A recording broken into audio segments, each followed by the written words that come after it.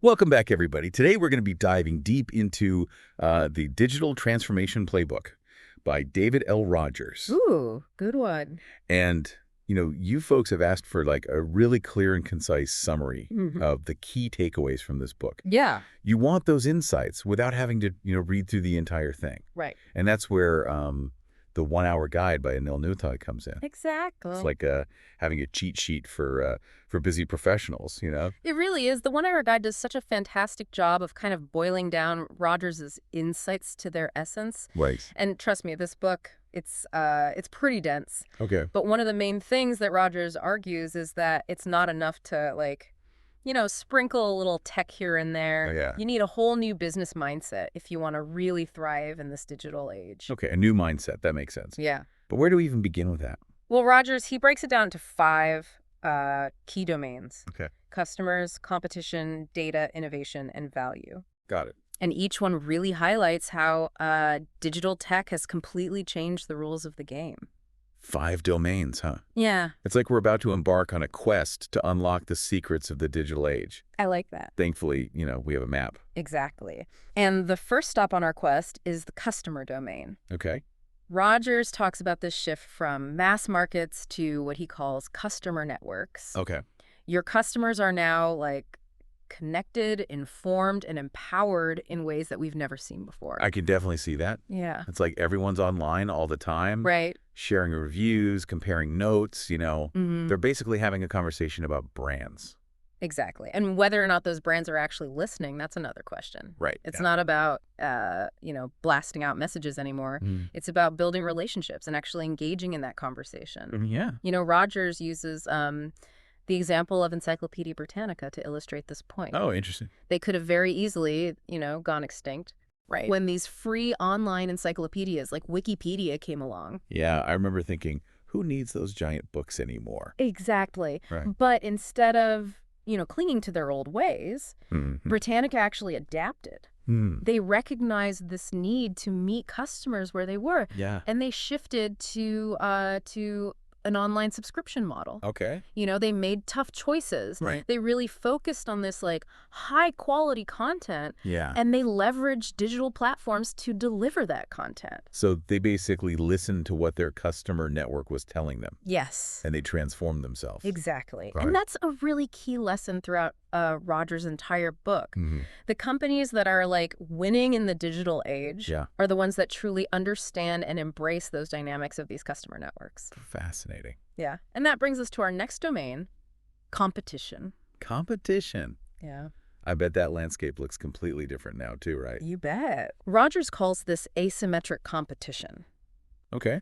Think about it. Okay. You have companies from totally different industries, Mhm. and they can suddenly become your biggest rivals Yeah. because, digital platforms just kind of blur all those traditional boundaries. Asymmetric competition. Yeah, That sounds a bit intimidating, to be honest. it can be. So, I can't just worry about the other pizza place down the street anymore. Well, not necessarily. Think about Amazon. Okay. They started with books, Right.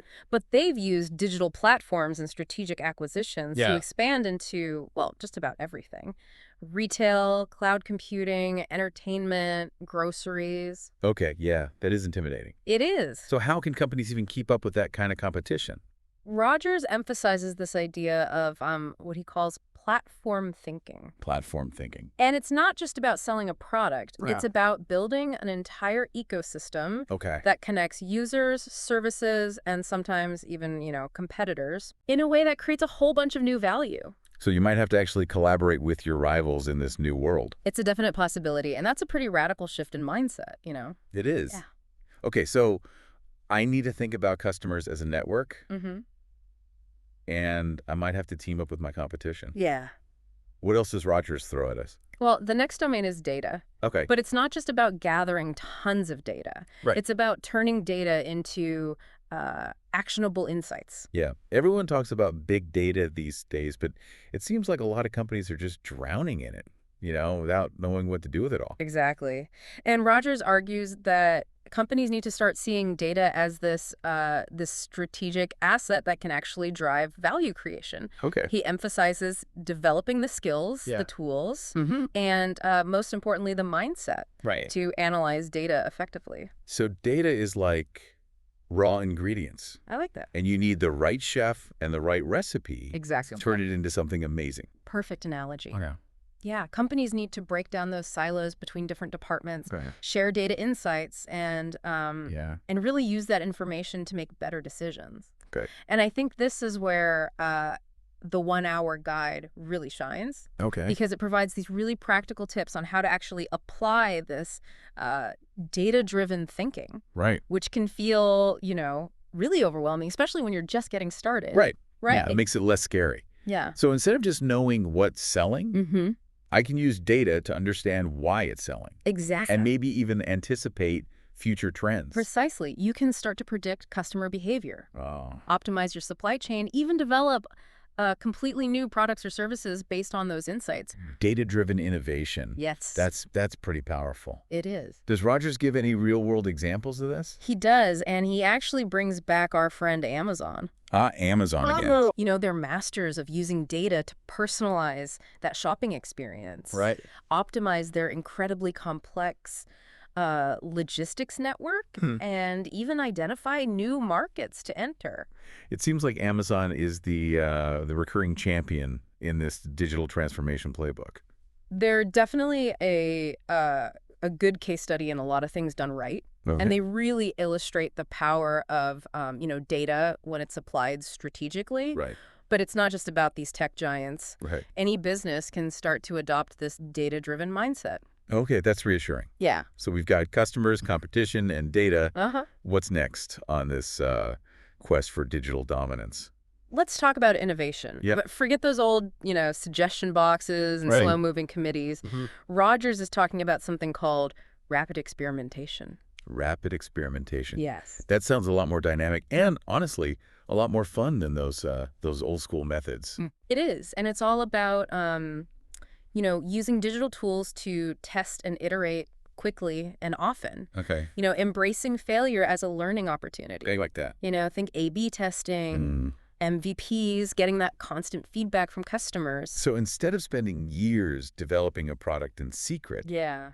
you're constantly testing and refining it in the real world. Exactly. It's about moving fast, failing fast, and learning even faster. Okay. And this is where those digital tools really give you a huge advantage. Yeah. You can run experiments, gather data, Yeah. and then make adjustments Yeah. with a speed and precision that just wasn't possible before. It's like having a turbocharged R&D department, right at your fingertips. I like it. Yeah. That's a good one. And that's one of the most exciting things, I think, about this whole digital transformation. It empowers businesses to be so much more, agile and responsive to change. Yeah, I'm starting to see how all these domains connect, Yeah. You leverage your customer network to gather data, which then informs your rapid experimentation, Yep. which then helps you stay ahead of the competition.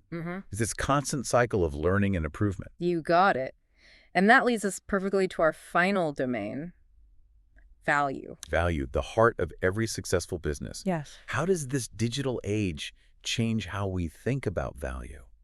Well, Rogers emphasizes that what customers value, their needs, their expectations are constantly evolving in this digital world. Makes sense. And complacency, that can be absolutely fatal in this environment. That's a good point. Just think about how much we all value streaming services now Right. compared to 10 years ago. Exactly. And Rogers highlights companies like, Netflix and Spotify Yeah. who really understand the shift. Yeah. They recognize that customers want on-demand access, personalized experiences, Yeah. and constant innovation. And they were willing to, disrupt those traditional models of music and television. Yeah. And it paid off big time. Absolutely. And Rogers provides this framework for how businesses can rethink their value propositions Okay. in this rapidly changing landscape. But framework, so how do we actually do this? Where do we start? Well, Rogers outlines a 5-step process for adapting your value proposition. Okay. Starting with... Hold that thought for just a second. We're going to take a quick break. Okay. And then we'll dive into those steps and reveal the secrets to staying relevant in this digital age. Don't go anywhere. Starting with assessing your current value proposition. Okay, so step one is like taking a good hard look in the mirror and saying, Yeah. is this what our customers still actually want? Exactly. You really need to understand how your customers perceive your offerings Okay. and identify any areas that might, need a little bit of a refresh. Makes sense. You can't fix what you don't acknowledge. So once you've done that brutally honest self-assessment, Mhm. what's next? Well, step 2 is all about identifying threats and opportunities. Okay. This is where you kind of look at emerging trends, new technologies, Okay. and even those seemingly insignificant competitors Right. that could end up disrupting your entire industry. So it's like scanning the horizon, right? Yeah, For both storms and sunny skies. exactly. You got to be aware of potential threats, Okay. like new competitors or disruptive technologies, Mhm. but also be on the lookout for those amazing opportunities, Right. like unmet customer needs or new ways to leverage technology. Scanning for threats and opportunities. Got it. But how do you do that effectively? Mm-hmm. It seems like a ton of information to process, you know? Well, that's where step 3 comes in, Okay. engaging your customers in that innovation process. Oh, right. Those customer networks we were talking about earlier, Mhm. they're Yeah. a gold mine of insights, right? Yeah, they are. Instead of just, guessing what customers want, Yeah. you should just ask them directly. Exactly. Yeah. Use surveys, focus groups, Right. social media, whatever works best for your particular business. Okay. But just get that direct feedback. Yeah. Understand their pain points, their Yeah. aspirations, what Yeah. they truly value. And this is where those strong customer relationships really pay off. They do. They do. Yeah. And once you have those precious insights, Yeah. it's time for step 4, testing new ideas. Okay, time to put those ideas to the test. Exactly. And Rogers, he really emphasizes the importance of that rapid experimentation here. Right.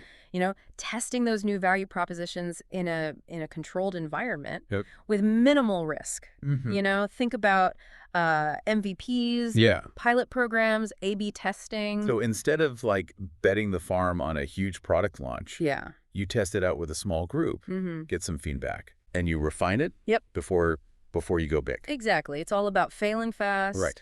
learning quickly, and iterating based on that, real world data. Okay. And this is where the 1-hour guide provides some really, really valuable advice, Mhm. especially for companies that are used to, a more traditional, Structure, slower yeah. approach to innovation. Okay.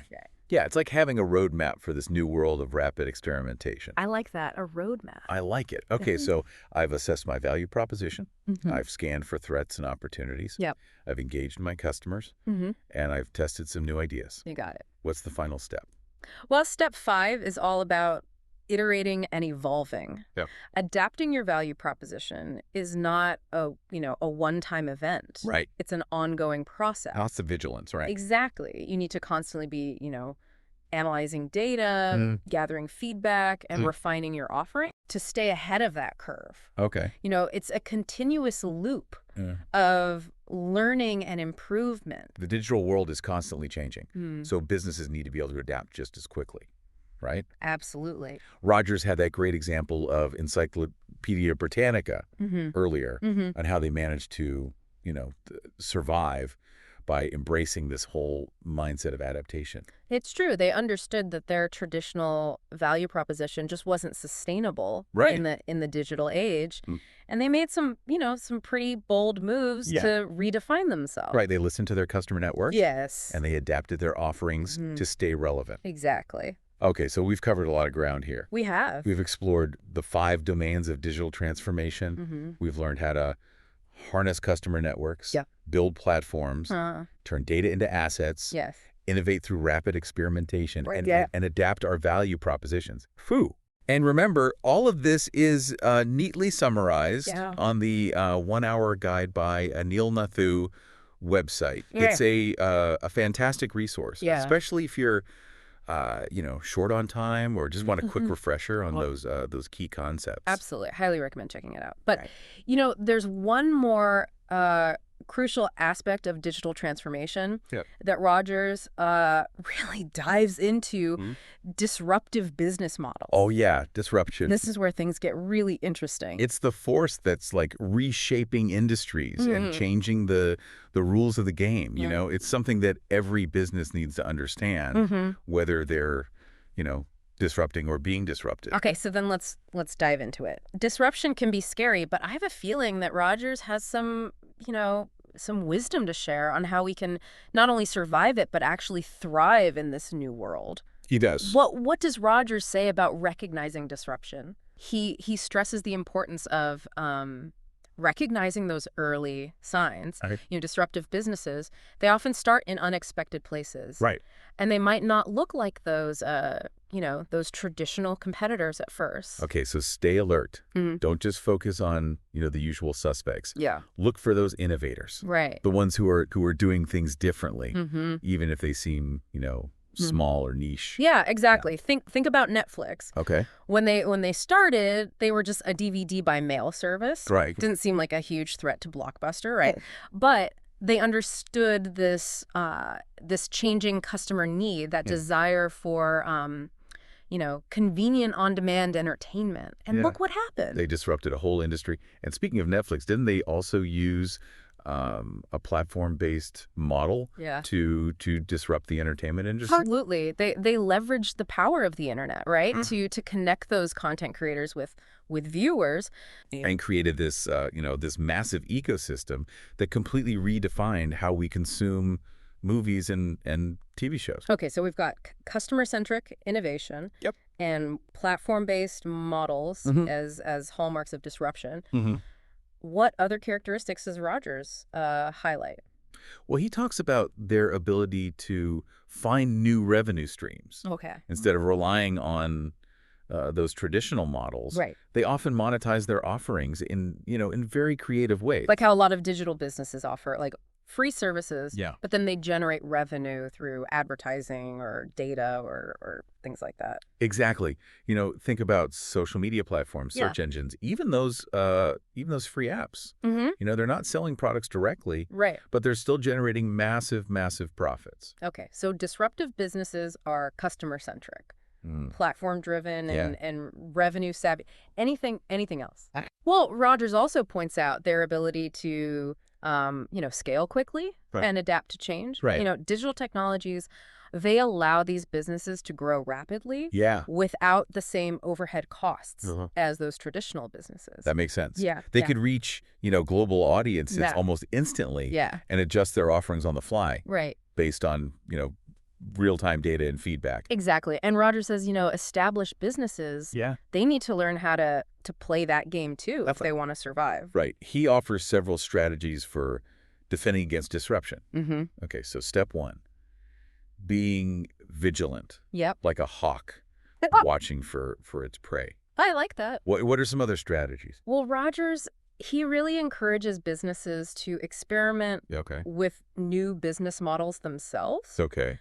Don't be afraid to step outside your comfort zone. And test those, those new approaches. Kind of like how, some traditional retailers are embracing e-commerce or even experimenting with subscription boxes to stay competitive. Exactly. It's about testing the waters, seeing what works, and iterating based on those results. Okay. And then, don't be afraid to partner with or even acquire those disruptors. Oh, that's an interesting one.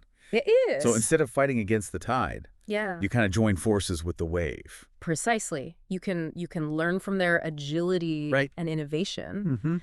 Integrate their technology and even tap into their customer base. Okay, partnering or acquiring. I like that. Yeah. What's the last strategy that Rogers suggests?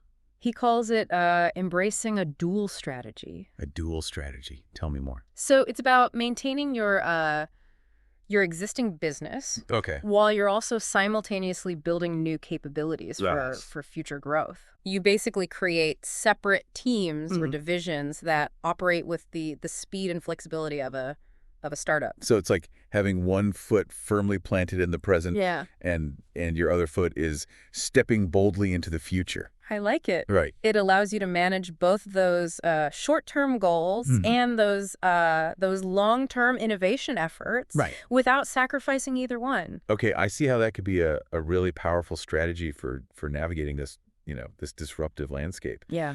But Rogers doesn't just talk about, defending against disruption. Right. He doesn't. He also encourages businesses to actually embrace disruption as an opportunity for growth. He does. Whoa, hold on a minute. Yeah. Can you really teach an old dog new tricks? That's a good question. Can a large established company really act like a nimble startup? Well, Rogers believes it's possible. Okay. And I think the 1 Hour Guide by Anil Nathu is a great resource for understanding how to actually apply these concepts in a practical way. Right. It provides, clear, actionable insights for businesses of all sizes, regardless of, their current position in the market. Okay, so I'm intrigued. How can established companies become those disruptors? The ones shaking up their own industries? Well, Rogers, he outlines a few key strategies. Okay. One is creating their own disruption. Create your own disruption. That sounds a little paradoxical. I know. It's about identifying those weaknesses or inefficiencies in your own industry, and then using those as opportunities to create better solutions instead of waiting for somebody else to come along and disrupt you. Yeah, you disrupt yourself first. That's a bold move. Any examples of companies that have successfully done this? Absolutely. Apple's a great example. They disrupted their own music business, launching iTunes, which completely revolutionized how people purchased and listened to music. Yeah, that was a game changer. It was. It completely disrupted the traditional model of buying CDs. It did. Yeah, and it really paved the way for the streaming services that we use today. Right. It's a prime example of how companies can disrupt themselves before somebody else does it to them. Okay, creating your own disruption. What other strategies does Rogers suggest for embracing disruption as an opportunity? Well, he highlights the importance of leveraging digital platforms. Right, those powerful ecosystems that connect people and businesses in totally new ways. Exactly. Think about Google and Facebook. Okay. They've disrupted multiple industries by building these platforms that serve, billions of users. Platforms are definitely a force to be reckoned with. They are. What's the final strategy that Rogers mentions? He emphasizes the importance of innovating with data. Data, the fuel that powers the digital age. Exactly. Yeah. Companies that can collect, analyze, and leverage data to create those personalized experiences to optimize their operations and to predict those customer needs. Those are going to be the ones that lead their industries. Okay, so data is key. It is. Any real world examples of companies that are really nailing this? Well, Netflix is a master at using data to drive its recommendation engine, content creation and user engagement strategies. Yeah. It's how they stay ahead of the curve in that constantly evolving entertainment landscape. Netflix is definitely a data powerhouse. Yes. And they're not just, defending against disruption. They're actively, shaping the future of entertainment. Yeah. They are. And speaking of shaping the future, Rogers provides another really, really compelling case study. Tesla, yeah. The electric car company that's been making waves all over the world. Absolutely. So how did they do it? I mean, the car industry is massive. It is. How did a relatively new company like Tesla manage to challenge those giants? Well, they really embraced a disruptive business model. Okay. From the very beginning. Right. Instead of following that traditional path, they built their cars around, those digital technologies. Okay. They offered innovative services like over-the-air software updates. Right. And they even went direct to consumer with their sales model. Wow, they really challenged the status quo, They did at every turn. Yeah, no wonder they've become such a force in the EV market. Yeah, and their success really shows that, Even those well-established industries can be disrupted by companies that are willing to think differently and embrace new ways of doing business. Okay, so we've talked about, defending against disruption. Yeah. And embracing it as an opportunity. But this whole concept of disruption, it just seems like this constant uphill battle. Yeah. In a way it is. Yeah. But Rogers makes this this really important point. Okay. Disruption isn't just a one-time event. Right. It's an ongoing process. The digital world is constantly changing. Right. So businesses, they need to be prepared to adapt and evolve continuously. So it's not about winning the battle. It's about staying in the game for the long haul. For the long haul. Right. Exactly. And to do that, businesses, they need to stay agile, they need to stay innovative, and they need to stay customer focused. Okay, I'm getting the message loud and clear. Adapt or get disrupted. It's a bit of a Darwinian situation, isn't it? Yeah, you could say that. Right. But remember, digital transformation isn't just about survival. Right. It's about thriving. Okay. It's about using these, technologies and strategies to create new value for your customers, to unlock new opportunities to shape the future of your industry. So it's not just about staying afloat, it's about riding the wave. Exactly. And Rogers' book, as summarized by the 1 Hour Guide by Anil Nathu, provides this fantastic roadmap for navigating this, exciting and sometimes challenging digital landscape. It's been a really incredible journey. It has. Through this digital transformation playbook. Yeah. And a big thanks to the 1 Hour Guide by Anil Nathu for making this this really complex topic. Yeah. So accessible. It's a valuable resource for anyone who's looking to understand those key takeaways from Rogers' work and apply them to to their own business challenges. But before we wrap up, okay, I want to leave our listeners with something to ponder. I want to leave our listeners with something to ponder. What industry is ripe for disruption right now? Yeah. And what role might you play in that transformation? It's a big question. It is, yeah. But, Rogers' book, it really gets you thinking about this. It does. And there are so many industries, on the verge of massive change. Right. Think about healthcare, education, finance, even government. Digital technologies, they're impacting every aspect of our lives. Right. And there are just huge opportunities to create, new value to disrupt those traditional models and to make things better for everyone. It's both exciting and a little intimidating at the same time. Oh, it is, yeah. We have all these amazing tools and technologies, at our disposal. Yeah. But it's up to us to figure out how to actually use them effectively. And that's where Rogers' book comes in. Yeah. And especially, the 1 Hour Guide by Anil Nathu, it gives us a framework for doing just that. Right. It's not about having all the answers. It's about having the right mindset. Okay. The willingness to experiment and adapt and learn along the way. That's a really important point. It is. This whole digital transformation journey. Yeah. It's all about continuous learning and evolution. Absolutely. And it's not just for, CEOs and tech wizards. Yeah. It's for everyone. It is, whether you're an entrepreneur, a manager, or just someone who's curious about the future. Yeah.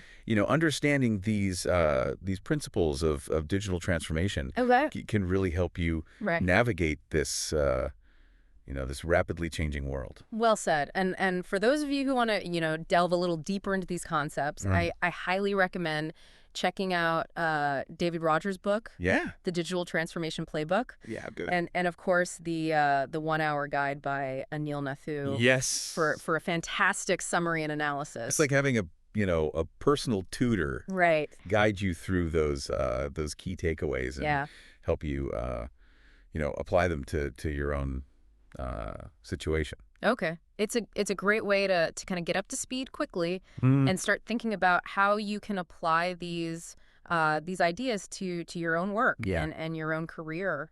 your career. Well, folks, that's a wrap on our deep dive into the world of digital transformation. It is. We hope you've gained some valuable insights from David Rogers' work, as summarized by the 1 Hour Guide by Anil Nathu. Yes. And we hope you've been inspired to think differently. About your role in this in this digital revolution. The future is being shaped right now. It is. And it's up to all of us to decide what role we want to play. Right. Are you going to be a disruptor? Disruptor, yeah. An innovator? An early adopter? Right. Or maybe even just a thoughtful observer? Exactly. Whatever path you choose, we encourage you to embrace the change. Yeah. Stay curious. And never stop learning. Never stop learning. The possibilities are truly endless. Thank you for joining us today. Thanks, everyone. Visit the 1 Hour Guide website for more business insights by Anil Nathu.